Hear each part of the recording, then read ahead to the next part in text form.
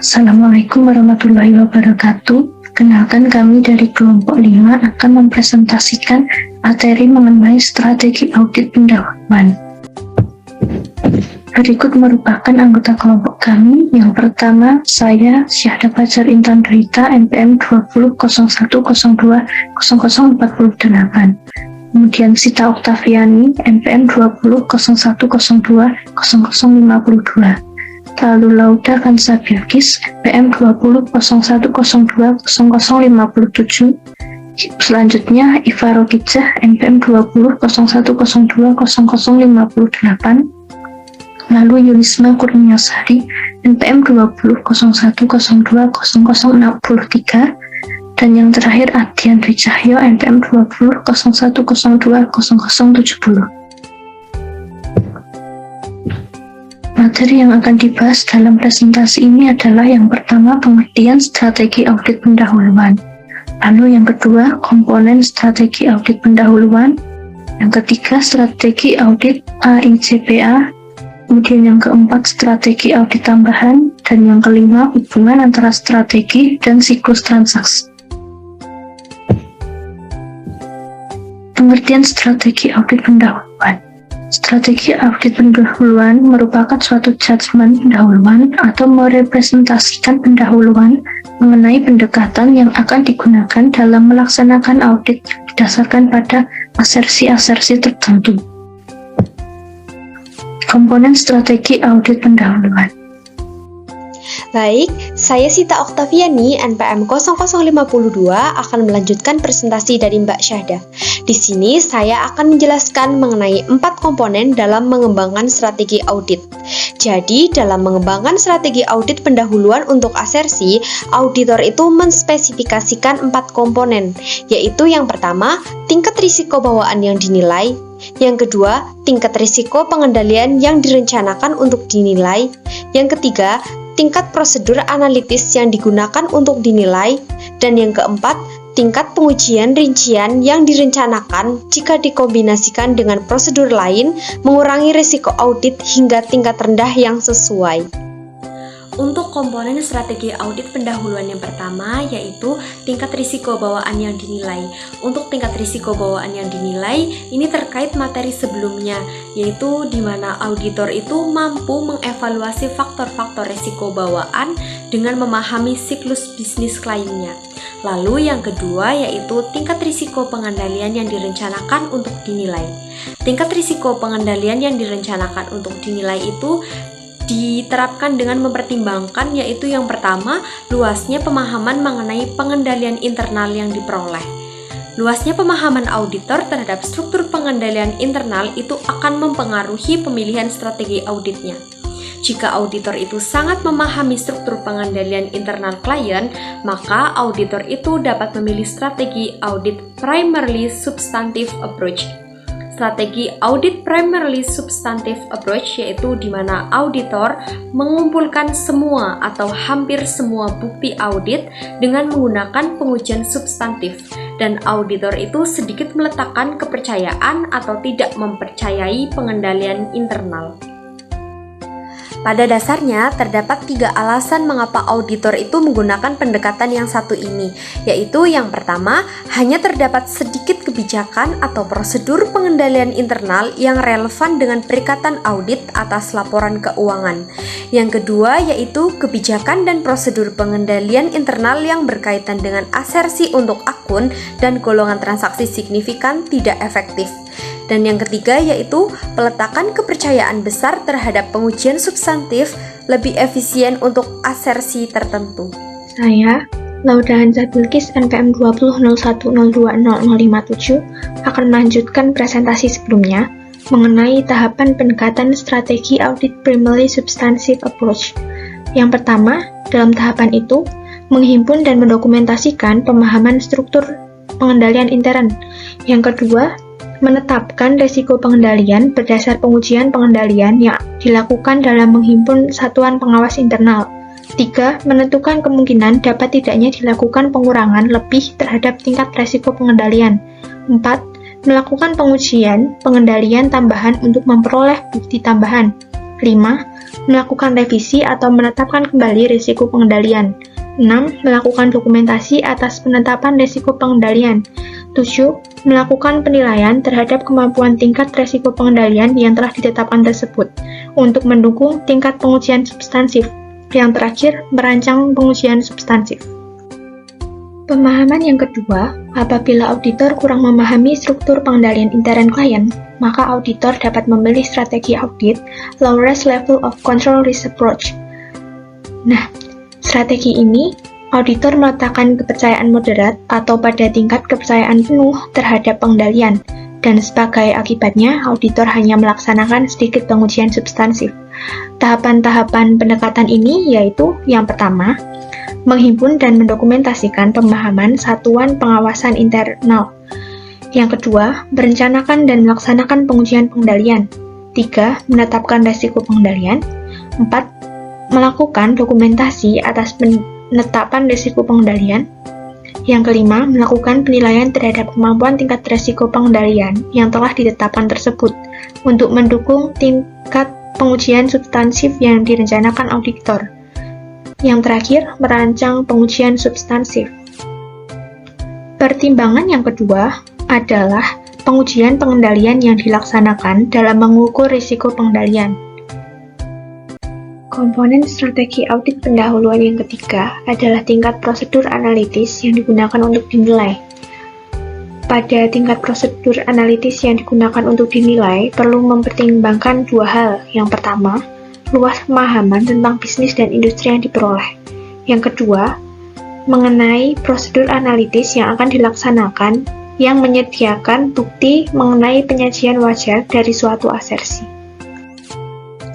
Komponen strategi audit pendahuluan yang terakhir adalah tingkat pengujian rincian yang direncanakan jika dikombinasikan dengan prosedur lain mengurangi resiko audit hingga tingkat rendah yang sesuai. Strategi Audit American Institute of Certified Public Accountant. Pedoman audit ini memperkenalkan dua strategi audit yang ekuivalen, yaitu saya Ivarokija NPM 20.01.02.058 akan melanjutkan pemaparan materinya.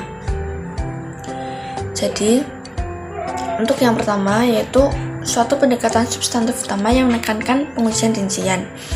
Jadi strategi ini dipilih bila auditor sudah mengetahui dari awal bahwa pengendalian intern yang berkaitan dengan asersi tidak ada atau tidak efektif. Dan auditor sudah menyimpulkan bahwa biaya pengujian dan pengendalian internal lebih rendah dibanding biaya pelaksanaan pengujian substantif lebih luas. Auditor menspesifikasikan komponen strategi AICPA yang pertama ini sebagai berikut. Yang pertama, gunakan tingkat risiko prosedur analitis yang direncanakan untuk dinilai pada tingkat yang tinggi. Yang kedua, gunakan tingkat risiko pengendalian yang direncanakan untuk dinilai pada tingkat yang tinggi. Yang ketiga, rencanakan untuk memperoleh pemahaman minimum mengenai bagian yang relevan dari pengendalian internal. Yang keempat, rencanakan sedikit jika ada pengujian pengendalian. Yang kelima, rencanakan pengujian substantif yang luas atas transaksi dan saldo berdasar pada tingkat risiko deteksi yang direncanakan dapat diterima yang rendah. Yang kedua yaitu suatu tingkat risiko pengendalian dinilai lebih rendah. Auditor dapat memilih strategi ini ketika ia percaya bahwa pengendalian yang berhubungan dengan suatu asersi telah dirancang dengan baik dan berjalan dengan efektif. Auditor menspesifikasikan komponen dari strategi ini sebagai berikut. Yang pertama, gunakan tingkat risiko prosedur analitis yang direncanakan untuk dinilai pada tingkat yang tinggi. Yang kedua, gunakan tingkat risiko pengendalian yang direncanakan untuk dinilai pada tingkat sedang atau rendah. Yang ketiga, rencanakan untuk pengujian pengendalian mungkin komputer yang berada pada sistem klien. Yang keempat, rencanakan pengujian substantif yang luas atas transaksi dan saldo yang terbatas berdasarkan tingkat risiko deteksi yang direncanakan untuk diterima pada tingkat sedang atau tinggi. Saya Yulisma Kurniasari, NPM 20.01.02.0063 akan melanjutkan pembahasan selanjutnya terkait dengan strategi audit tambahan. Tantangan dalam merencanakan strategi audit adalah bahwa model risiko audit bukan model yang memiliki dua dimensi. Pilihan auditor tidak hanya bergantung pada pengendalian intern atau untuk melakukan pengujian secara substantif. Komponen model risiko audit yang penting lainnya melibatkan prosedur analitis dan melibatkan suatu pendekatan audit yang menekankan pada pengujian substantif rincian. Kedua strategi audit tersebut juga menyajikan akhir yang berlawanan dari suatu rangkaian strategi-strategi yang mungkin akan melibatkan spesifikasi berbeda tentang yang pertama, tingkat risiko prosedur analitis yang direncanakan untuk dinilai. Yang kedua, luas pemahaman tentang bisnis dan industri yang akan diperoleh. Yang ketiga, keyakinan yang diperoleh dari prosedur analitis, misalnya kecukupan dan kompetensi bukti yang disediakan oleh prosedur analitis. Dan yang keempat yaitu tingkat pengujian substantif yang direncanakan akan dilaksanakan untuk mengurangi risiko audit hingga pada suatu tingkat rendah yang sesuai. Pendekatan substantif utama yang menekankan pada prosedur analitis. Auditor dapat memilih pendekatan ini apabila auditor tersebut memiliki keahlian dan pengetahuan mengenai bisnis dan industri untuk mengembangkan prediksi yang akurat mengenai saldo laporan keuangan.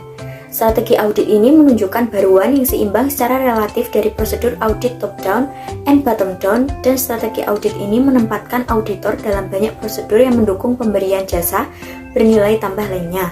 Pendekatan ini juga dapat membantu auditor dalam mengantisipasi aktivitas investasi di perusahaan dengan pengetahuan mengenai aktivitas pembiayaan. Saya Ardian Cahyo, NPM 0070 akan melanjutkan pemaparan materi berikutnya. Penekanan pada risiko bawaan dan prosedur analitis. Penekanan pada risiko bawaan dan prosedur analitis ini mengasumsikan bahwa prosedur analitis lebih murah daripada prosedur audit lainnya, dan komponen-komponen strategi auditnya hampir sama dengan pendekatan yang lainnya. Auditor dapat memilih strategi ini ketika risiko bawaan berada di bawah maksimum, dan auditor dapat mengembangkan ekspektasi yang dapat diandalkan yang berkenaan dengan saldo akun. Selanjutnya, hubungan antara strategi dan siklus transaksi.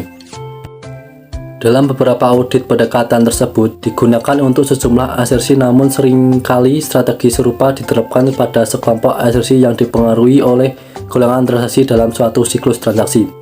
Meskipun kantor akuntan menggunakan nama yang berbeda untuk golongan transaksi dan siklus transaksi, dan dalam beberapa kasus bahkan dalam menspesifikasikan golongan transaksi mana yang masuk dalam siklus tertentu. Berikut adalah siklus dan golongan transaksi utamanya. Yang pertama, siklus pendapatan. Golongan transaksi utamanya penjualan, penerimaan kas, dan penyesuaian penjualan. Yang kedua, siklus pengeluaran. Golongan transaksi utamanya pembelian dan pengeluaran kas. Yang ketiga, siklus jasa personel. Golongan transaksi utamanya yaitu penggajian. Yang keempat, siklus produksi. Golongan transaksi utamanya yaitu memproses persediaan. Yang kelima, siklus investasi. Golongan transaksi utamanya yaitu investasi dalam aktiva jangka panjang atau investasi moneter dari kelebihan kas. Dan yang terakhir, siklus pembiayaan. Golongan transaksi utamanya yaitu pembiayaan dari hutang lancar dan hutang jangka panjang serta modal saham. Dua yang hampir selalu memiliki dampak yang signifikan pada keuangan adalah penjualan dalam laporan laba rugi serta piutang dalam neraca. Akun-akun tersebut merupakan salah satu dari sekelompok akun yang biasanya diidentifikasi dengan siklus pendapatan. Saldo untuk penjualan dan piutang usaha dinaikkan oleh transaksi penjualan yang seringkali bersifat rutin dan banyak. Lebih lanjut, kebanyakan masalah dengan penjualan berkisar mengenai penjualan yang dikumpulkan. Oleh karena itu, asersi keberadaan dan keterjadian untuk kedua akun dipengaruhi oleh asersi keberadaan dan keterjadian golongan transaksi penjualan. Tentu saja, ekspektasi auditor efektivitas dari pengendalian intern yang berhubungan pemrosesan transaksi penjualan dipertimbangkan dalam menspesifikasi tingkat risiko pengendalian yang direncanakan untuk dinilai penjualan. Oleh karena transaksi penerimaan kas dan penyesuaian penjualan dan juga transaksi penjualan mempengaruhi saldo usaha, maka ekspektasi auditor mengenai efektivitas pengendalian ketiga golongan transaksi dipertimbangkan dalam mengembangkan strategi audit pendahuluan untuk asersi piutang usaha. Sekian video presentasi dari kelompok kami. Bila ada kesalahan kami mohon maaf. Terima kasih. Wassalamualaikum warahmatullahi wabarakatuh.